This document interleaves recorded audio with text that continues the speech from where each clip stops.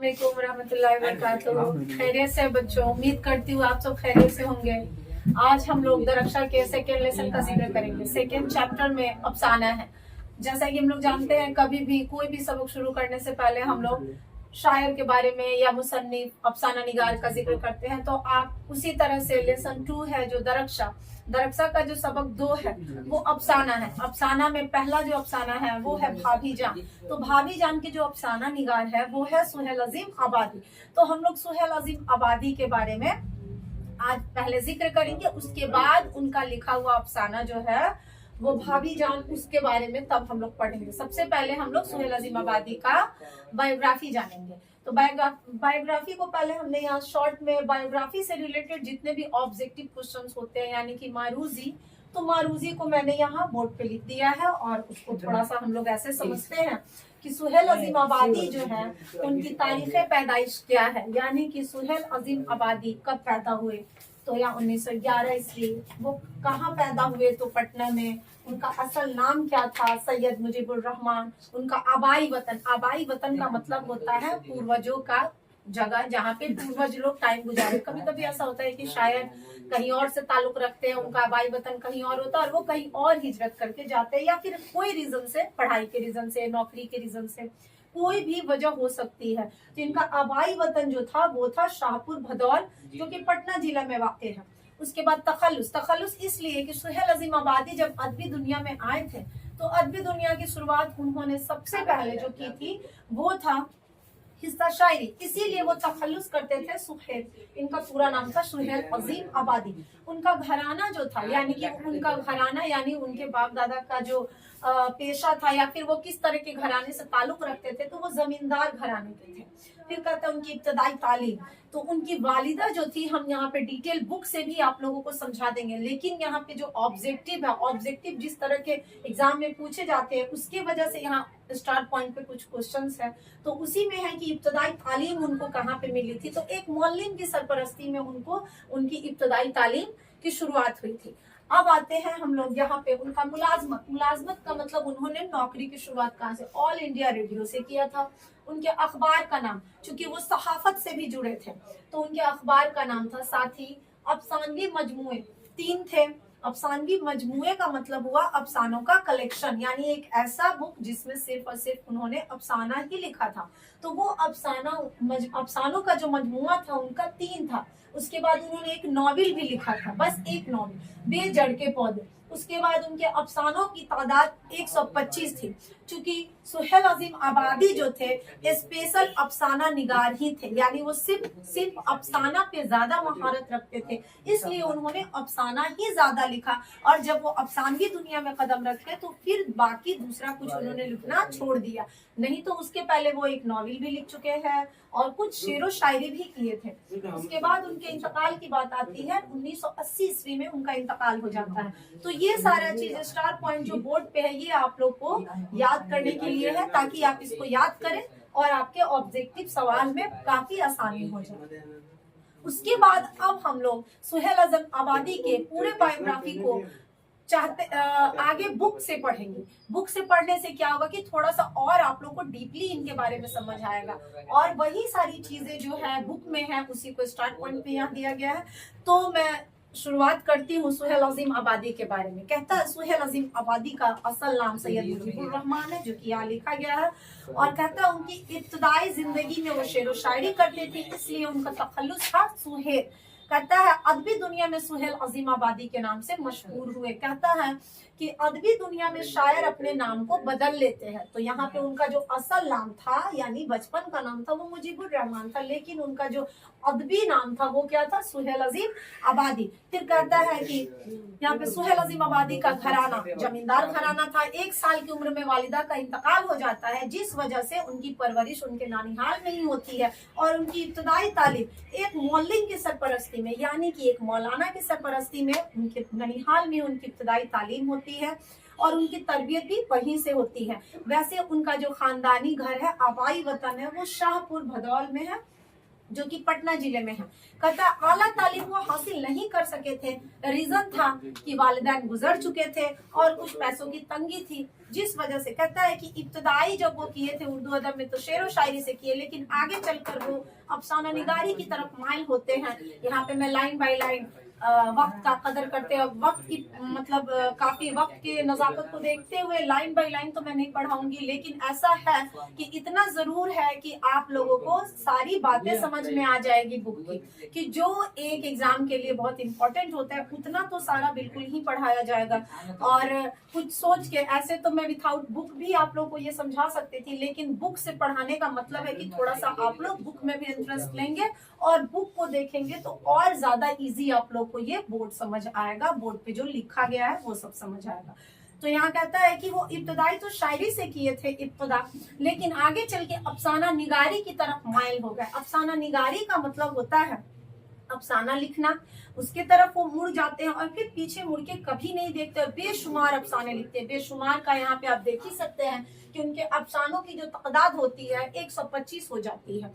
फिर कहता है कि वो जब मुलाजमत भी करते हैं तो मुलाजमत वो ऑल इंडिया रेडियो में करते हैं, और कहता है कि इसी मुलाजमत के सिलसिले में वो दिल्ली जाते हैं, फिर से तबादला करके श्रीनगर में जाते हैं और श्रीनगर कश्मीर से वापस आके पटना में जाते हैं और बाद में अपने मुलाजमत से इस्तीफा देते हैं। और इससे पहले वो सहाफत में भी मसरूफ रहे। सहाफत का मतलब होता है पत्रकारी में, यानी कि वो पत्रकार भी रह चुके थे और वो रिसाले निकाले और उन्होंने एक रोजनामा अखबार भी निकाला। रोजनामा अखबार का मतलब हुआ रोज निकलने वाले अखबार, रोज निकलते थे, जिसका नाम था साथी। मैंने यहाँ मेंशन भी किया है बोर्ड पे।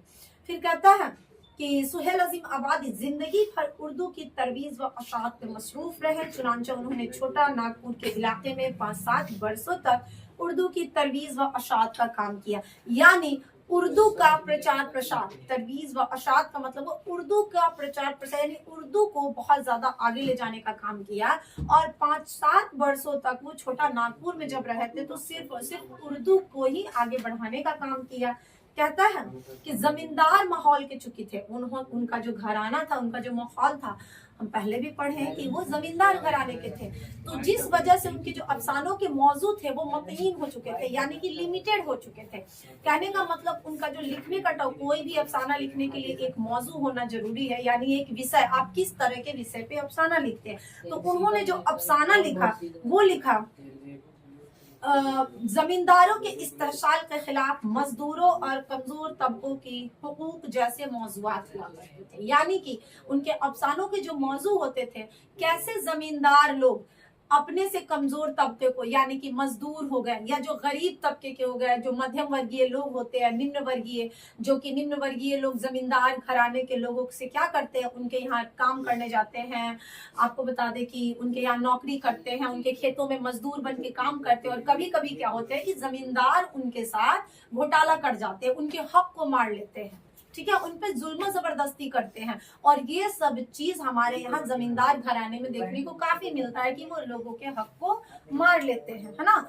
और इस तरह से निम्न वर्गीय जो लोग होते हैं, यानी कि कमजोर तबके के लोग, कमजोर तबके का मतलब हुआ निम्न वर्गीय लोग, काफी गरीब मजदूर टाइप लोग, उनका काफी नुकसान हो जाता है ना। और ये सब चीज वो देखे थे, बहुत टाइम देखे थे सुहेल अजीम आबादी। इस वजह से उनके अफसानों का जो मौजू हुआ करता था, यानी जो विषय हुआ करता था, वो इसी तरह के सारे अफसाने हुआ करते थे कि कैसे गरीब लोगों को सताया जाता है अमीर लोगों के जरिए, जमींदार लोगों के जरिए। तो इस तरह का वो अफसाना लिखते थे। और जिस वजह से ही क्वेश्चन में एक एक्सटर्नल क्वेश्चन भी दिया गया था कि सुहेल अजीम आबादी किस अफसाना निगार से बहुत ज्यादा इम्प्रेस्ड थे, यानी किस अफसाना निगार से वो ज्यादा मतलब लगाव रखते थे, या किससे वो उनको ज्यादा रूहानी लगाव था। तो वो थे मुंशी प्रेमचंद। मुंशी प्रेमचंद भी एक अपने जमाने के बहुत फेमस राइटर, अगर अफसाना निगारी की बात करें और अफसाने की दुनिया में बात करें तो अगर मुंशी प्रेमचंद का नाम नहीं लिया गया तो कुछ भी नहीं लिया गया। वो इतने बड़े साहित्यकार थे, हिंदी में भी लिखे, उर्दू में भी लिखे, वो 2-3 भाषा, फारसी, हिंदी, उर्दू, ये सारे लैंग्वेजेस को वो जानते थे। और इस वजह से मुंशी प्रेमचंद एक अपने जमाने के बहुत बड़े साहित्यकार माने जाते हैं। तो उनसे ये काफी इम्प्रेस थे सुहेल अजीम आबादी। तो इस वजह से ये ज्यादातर इस तरह के मौजू को लिखना भी पसंद करते। तो एग्जाम में ऐसा क्वेश्चन भी हो जाता है, और एक क्वेश्चन है भी आपके निसाब में ही है कि सुहेल अजीम आबादी किस अफसाना निगार से मतलब ज्यादा मतलब ये रखते थे, क्या बोलते हैं उसको, मुतासिर थे, किससे प्रभावित थे। तो वो थे मुंशी प्रेमचंद, क्योंकि मुंशी प्रेमचंद के भी जो अफसाने हुआ करते थे वो जमींदारों के खिलाफ ही हुआ करते थे। साहूकार लोग जो होते थे, बड़े बड़े लोग जो हुआ करते थे, कैसे छोटों का हक मार लेते थे। तो इस वजह से वो उनको ज्यादा पसंद करते थे, क्योंकि इनका भी नेचर, सुहेल अजीम आबादी का भी नेचर वैसा ही था। तो ये तो हो गया इनका बायोग्राफी। और कहता है कि इस तरह के मौजुआत वो लिखते थे। सुहेल अजीम आबादी की तख्लीकात में 3 अफसानवी मजमुए हैं। कितने अफसानवी मजमुए हैं? 3, जिसमें एक का नाम है 4 चेहरे, दूसरा है अलाव, और तीसरा है आदमी के रूप। और उसके बाद उन्होंने एक नॉवेल भी लिखा जिसका नाम था बेजड़ के पौधे। और इसके अलावा उन्होंने 125 अफसाने लिखे हैं। 1980 ईस्वी में सुहेल अजीम आबादी का इंतकाल हो जाता है। ठीक है, तो इस तरीके से सुहेल अजीम आबादी का जो बायोग्राफी है वो पूरे का पूरा खत्म होता है। मैं तो शॉर्ट में डायरेक्ट यहाँ बोर्ड से भी ले लेती, लेकिन समझा के आप लोगों का ये सबक डन कर सकती थी ये इनका बायोग्राफी। लेकिन बुक का इस्तेमाल मैंने इसलिए किया ताकि स्टूडेंट्स थोड़ा सा बुक पे भी अपना ध्यान देंगे, और चूंकि बुक से इंटरनल पढ़ेंगे तो उनको और ज्यादा आसानी होगी याद करने में। ठीक है, तो इस तरीके से ये सुहेल अजीम आबादी जो है इनका बायोग्राफी खत्म करते हुए अब हम लोग निसाब के अंदर जो इनका लिखा हुआ अफसाना है भाभी जान, उसका जिक्र अब हम लोग करेंगे। भाभी जान सुहेल अजीम आबादी का लिखा हमारे निसाब में एक ऐसा अफसाना है जो हमारे मुआशरे में एक जिंदा मिसाल की तरह से है और बहुत ही उम्दा अफसाना है। तो इसका भी जिक्र अब हम लोग तुरंत करेंगे।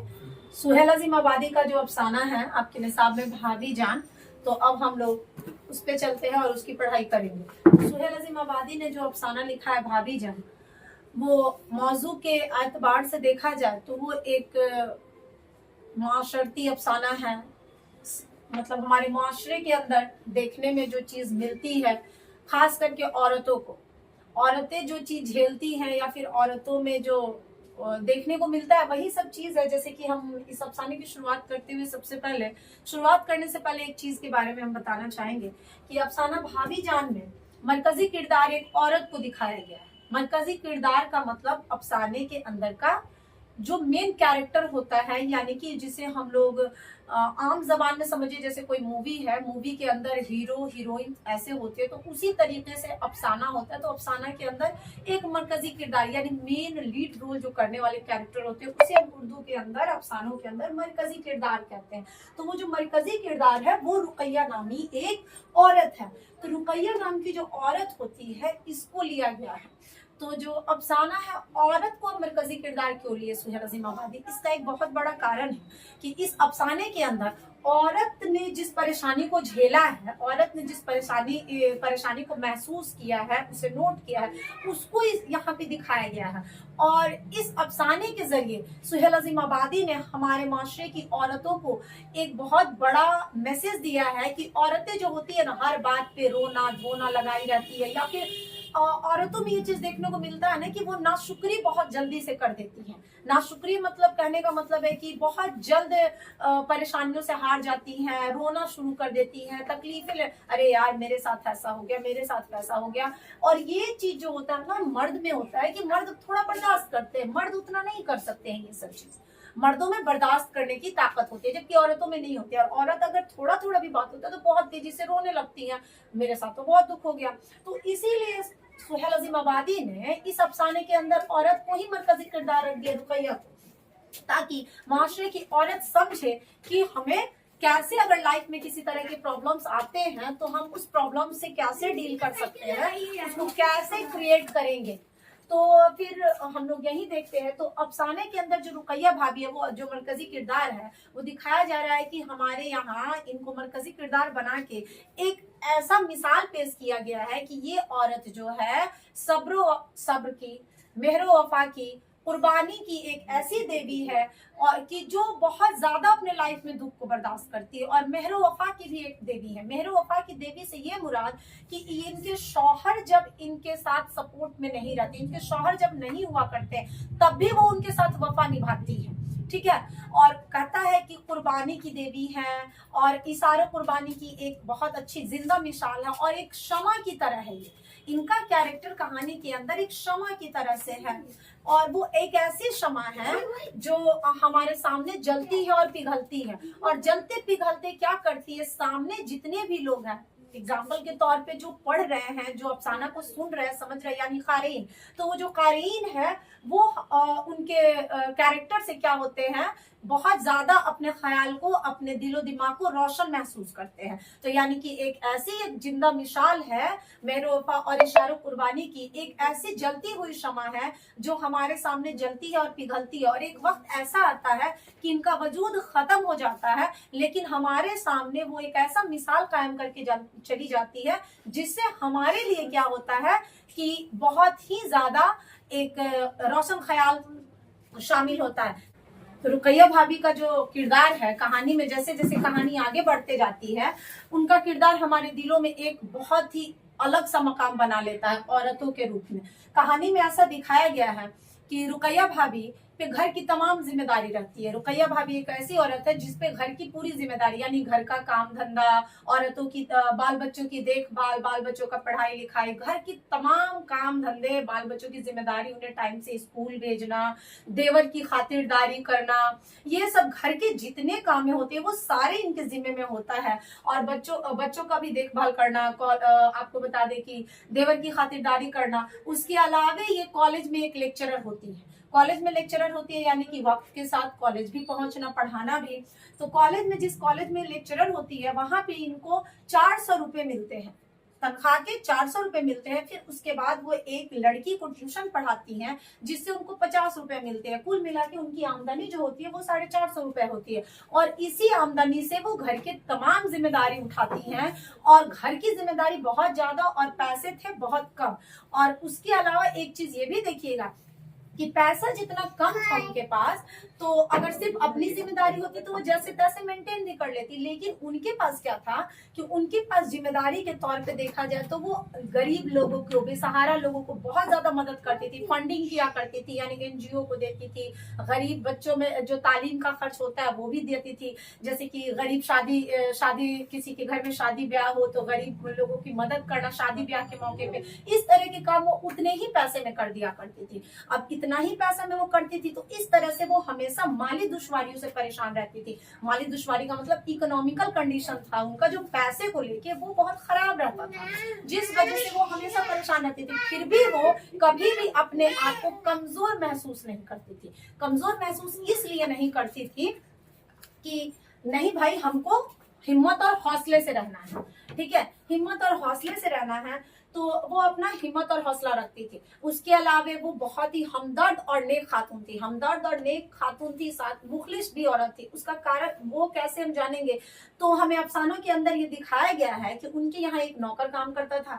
तो उस नौकर की बीवी जब हॉस्पिटलाइज होती हैं तो वो इतना सारा घरेलू जिम्मेदारी उठा के, कॉलेज में पढ़ा के, ट्यूशंस पढ़ा के भी टाइम निकाल के उस औरत से मिलने जाती है। उसके बच्चा के लिए सारा सामान, स्वेटर, टोपी, मोजा, ये सब बुनते हुए और उसकी आयादत के लिए भी पहुंच जाती है हॉस्पिटल में। तो इस तरह से उनके किरदार को दिखाया जा रहा है कि अरे वो तो बहुत हमदर्द खातून है।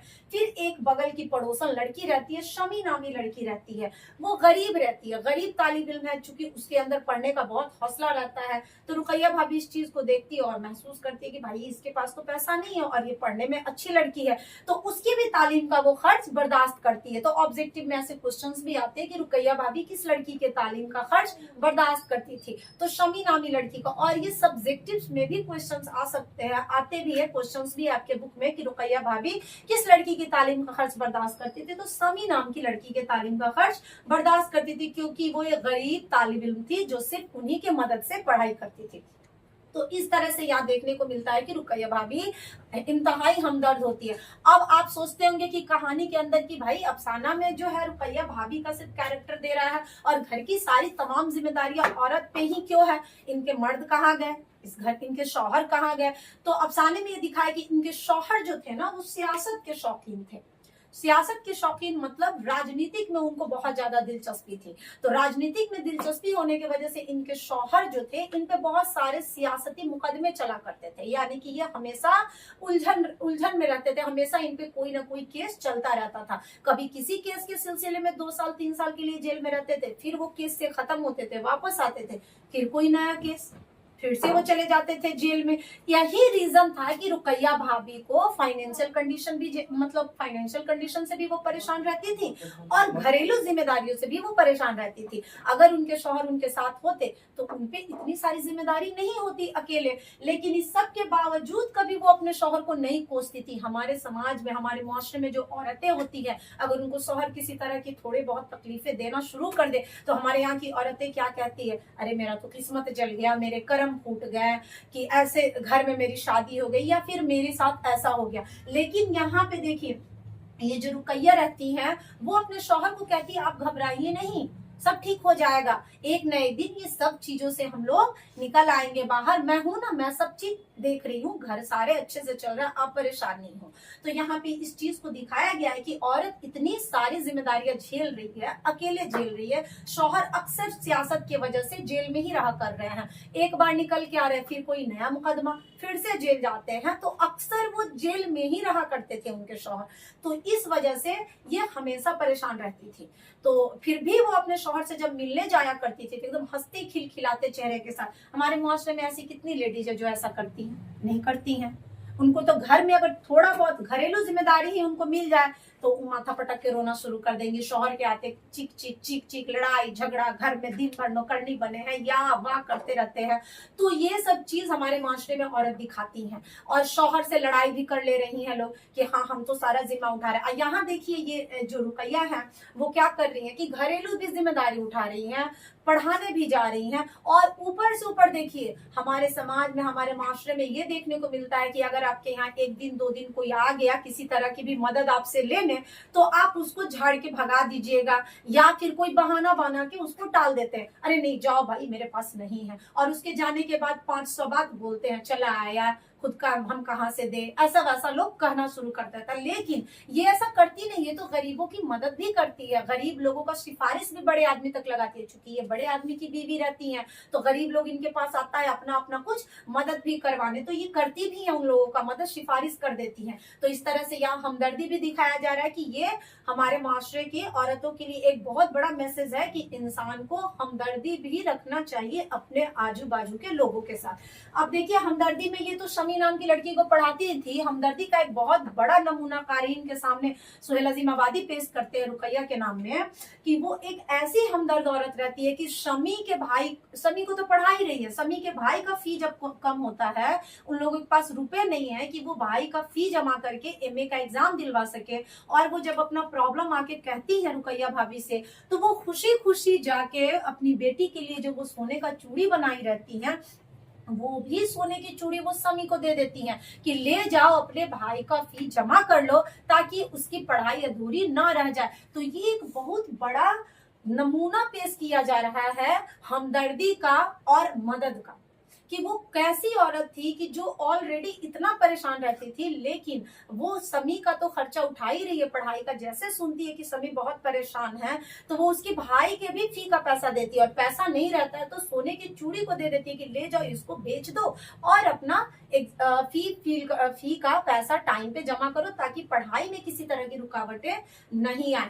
तो इस तरह से पूरे अफसाने को जानते हुए हमको ये दिख रहा है कि हाँ रुकैया भाभी हमारे माशरे के लिए एक जिंदा मिसाल है, जो कारीन के सामने सुहेल अजीम आबादी पेश करके ये साबित करना चाह रहे हैं कि हमारे अंदर चाहे जिंदगी में कितनी भी दुश्वारी आ जाए, कितनी भी परेशानी आ जाए, इंसान को घबराना नहीं चाहिए। इस अफसाने का यही मैसेज है, मरकजी ख्याल यही है कि रुकैया भाभी कैरेक्टर के जरिए, रुकैया भाभी के किरदार के जरिए सुहेल अजीम आबादी हमें ये समझाने का कोशिश कर रहे हैं कि अगर इंसान की जिंदगी में प्रॉब्लम्स रोज रोज आ रहे हैं या फिर ना चाहते हुए किसी कारण से घूम फिर के हर 2 दिन 4 दिन पे या फिर हर महीना दिन पे आता है, तो रोना नहीं है, उसका रोना नहीं रोना है, हमको बहादुरी के साथ, हिम्मत और हौसले के साथ उसका सामना करना है। ठीक है, यही बताया गया है इस अफसाने में। ठीक है, और मरकजी किरदार का जब जिक्र आएगा कि कहानी के अंदर, जैसे देखिए सवाल जो होते हैं, लॉन्ग क्वेश्चन जो होते हैं, किसी भी अफसाने को लेके लॉन्ग क्वेश्चन दो तरीके के ज्यादा आता है। एक आता है कि फलाने अफसाने का मरकजी ख्याल पेश करें, यानी कि सुहेल अजीम आबादी का अफसाना जो भाभी जाना, उसका मरकजी ख्याल पेश करे। तो वही मरकजी ख्याल जो भी हम बताएं कि अफसाने के अंदर सुहेल अजीम आबादी क्या कहना चाहे हैं अपने अफसानों के अंदर अपने कैरेक्टर के जरिए।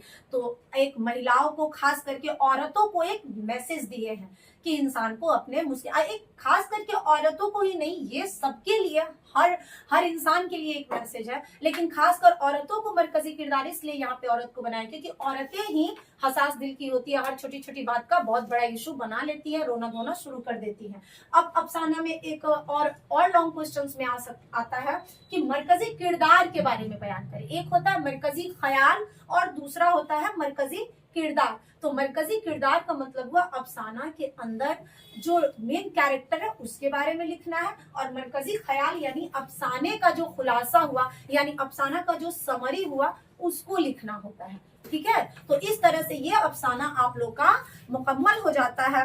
और यहाँ पे सुहेल अजीम आबादी ने जिस जबान का इस्तेमाल किया इस अफसाने में, वो काफी साफ, शफाफ और इंतहाई दिलकश अंदाज में इसको बयान किया गया है। और इस कहानी को जो बयान किया गया, मेन जो ये रोल है रुकैया भाभी का, इसको बयान उन्होंने उनके एक देवर, अख्तर नामी देवर ने कहानी में जिक्र किया कि हाँ मेरी भाभी ऐसी है या मेरी भाभी का कैरेक्टर ऐसा है। तो इस तरह से इंटरनल जो क्वेश्चंस है स्टार पॉइंट के लिए, यानी ऑब्जेक्टिव के लिए भाभी जान के अंदर, तो वो क्वेश्चन होगा कि रुकैया भाभी जान का मरकजी किरदार कौन है। तो रुकैया है, उनके देवर का नाम क्या है, कहानी जो बयान कर रहे हैं रुकैया भाभी, अफसाना को बयान करने वाला जो देवर है उसका नाम क्या है, तो अख्तर नाम है।